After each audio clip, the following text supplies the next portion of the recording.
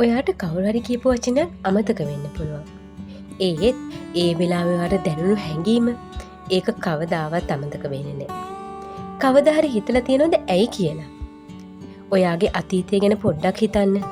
අවුරුදු ගානකට කලින් කවුරු හරි ඔයාට කියපු හොඳ කතාවක් හරි වෙනත් කෙනෙක් ඔයාට කරපු ලොකු චෝදනාවක් හරි ඔයාට ඒ හැම වචනයක්ම අකුරක් ගානේ මතකද? නැහැ. හැබැයි ඒ වෙලාවේ ඔයාගේ පපුව ඇතුලෙන් ආපු ඒ බය, කෝපය, නැත්නම් සතුට අදටත් ඔයාට ඒ විදිහටම දැනෙනව නේද? හේතුව සරලයි. අපේ මොලේ නිර්මාණය වෙලා තියෙන්නේ වචන මතක තියාගන්න නෙමෙයි, හැඟීම් පටිගත කරන්න. කෙනෙක් ඔයාට 10 වතාවක් මම ඔයාට ආදරෙයි කියලා කිව්වත් වැඩක් නැහැ. ඒ වෙලාවේ ඔයාට ආරක්ෂිත බවක් නොදැනුනොත් මිනිස්සු ඔයා කියන දේ නෙවෙයි, ඔයා නිසා එයාලට දැනෙන දේ තමයි මතක තියාගන්නේ. දන්නවද ලොකුම අපිරහස මොකක්ද කියලා?